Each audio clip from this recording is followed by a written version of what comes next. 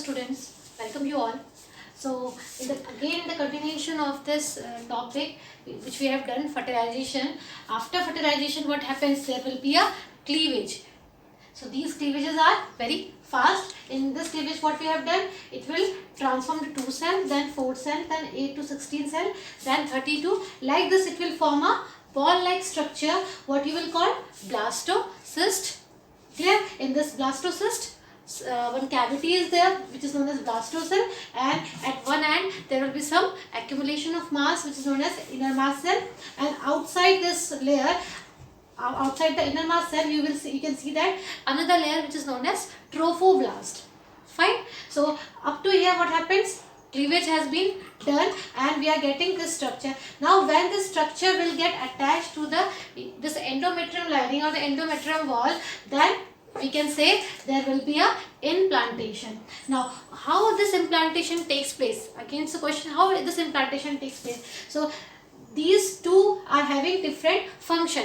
The inner mass cell is responsible for what? For another differentiation. Due to this differentiation what happens? The gastrula stage or with the gastrulation, in which there will be a organogenesis. Due to this what happens? There will be formation of different organ which in our body, for example hands, for example head. So this is a part of what? When there will be a differentiation. So this inner mass cell is what? Responsible for differentiation. Now the outer, this trophoblast, what is the function of this trophoblast? It is that it forms the extra embryonic layer. What is the meaning of embryo? Embryo, what is the difference between zygote? Then we have done embryo and fetus. So embryo is a multicellular structure. For example, this is a multicellular structure. So we can say it is an embryo. So in this embryo what will happen? There will be formation of some extra structure. What are they? Yolk sac, allantois, chorion, embryon. There are different types of embryonic layer which is present in this part. Here one important thing, yolk sac. The yolk sac which is present in the human egg or the human this concentration of yolk or the amount of yolk is very less. Why? Because in case of humans, the growth or the growth of takes place inside the body. But in some cases, for example, in case of hen, you can see that the growing or after the events which is happening after the fertilization takes place outside the body. That's why the yolk is more in those animals, but in case of human the amount of yolk is less because the growth is internal one. Fine. So this is a important about yolk sac. Along with these things, along this extra embryonic layer, one important thing which will form by this trophoblast is known as chorionic villi. What you will say? Chorionic villi. So what it will form? Chorionic villi from where? From this trophoblast layer. What is the function of this chorionic villi? What is it? I am writing here chorionic villi. We know that villi is a finger-like projection. So, and in your NCERT one term is written there, interdigitization.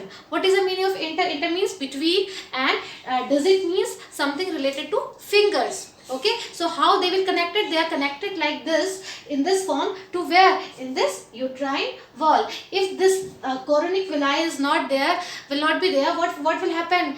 The uterine wall will not be able to attach this blastocyst, and as I have said that this blastocyst structure will attach where? Into this uterine wall, and how it will attach? With the help of this chorionic villi. Fine. So along with this there will be a mucus plug. Everything will be happen inside this one. So this chorionic villi will attach where? Into this endometrium wall. Now we have said that there is a mucus plug which will surround all about it, and if you will see this structure, it will be surrounded by the endometrium. For example, all these are chorionic villi.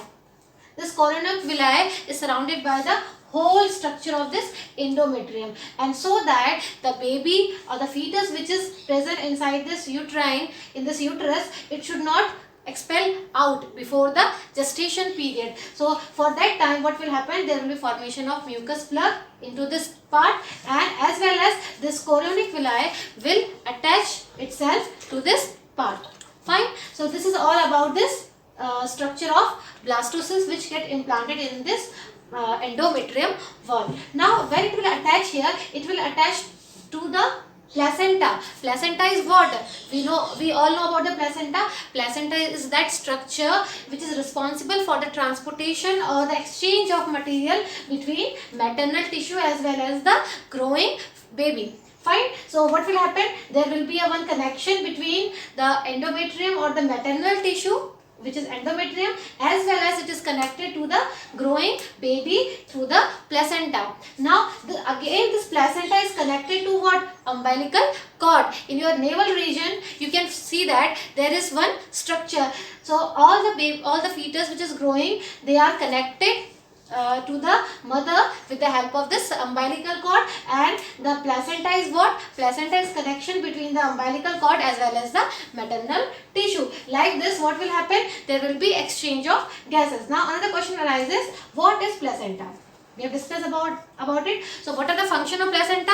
The first function is that exchange of gaseous exchange. Due to this, what will happen? CO2 will move outside and O2 get inside. Another thing, the nourishment which is taken by the growing baby, which we can say growing fetus or offspring, can be done by the placenta. These are the important thing about the placenta. Along with this placenta, they are secreting some hormones also. What they are doing? They are secreting some hormones like HCG, HPL. So in this part, what we are going to study, what are the different hormones, because these hormones are also very important for the proper maintenance of pregnancy. In the placenta, what we have discussed, that they are also secreting some hormone, because the function of placenta we have covered, and they are secreting some hormone. What are these hormones? HCG, HPL, as well as estrogen, progesterone, thyroxine, cortisol. These are different hormones secreted by the placenta. Now what is the function of these hormones? Now this time this placenta will act as a endocrine tissue. What are the endocrine tissue and what is endocrine? Which are flowing the secretion directly into the blood. So now it will act as a endocrine tissue which will secrete their secretion. The first hormone secreted, that is HCG, human chorionic gonadotropin. What is this hormone? Because we said this chorionic villi. What are these chorionic villi? Which will attach to the endometrium lining. For example, we have done this one. So in this lining, what happens? In this lining, what happens? These villi will get attached here. Clear? So this hormone is responsible for fixing of this chorionic villi with the endometrium lining properly. If it will be proper, then only there will be a proper pregnancy period takes place.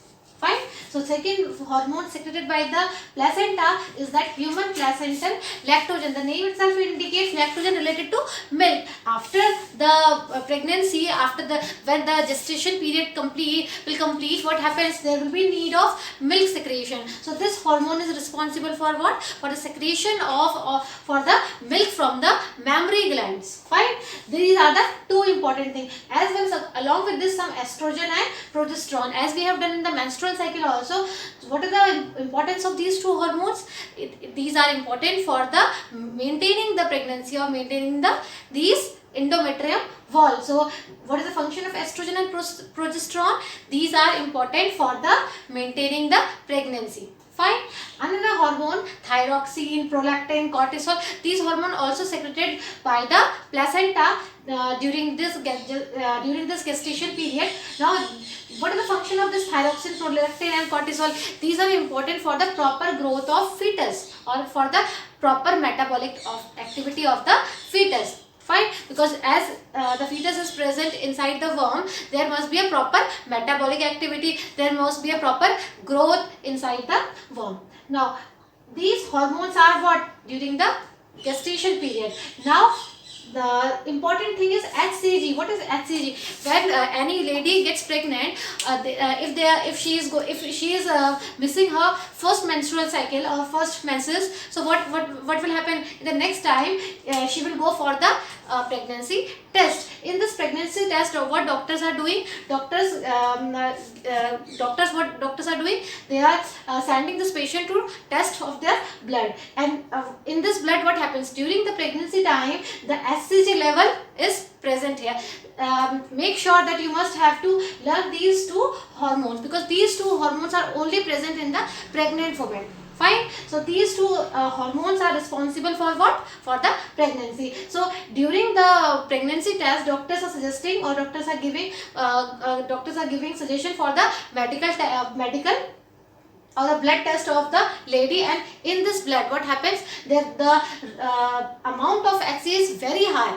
That's amount of HCG is very high. Nowadays you are seeing different kits are also there. So what is happening? Same thing, they are checking the level of HCG so that the pregnancy can be confirmed. Fine. So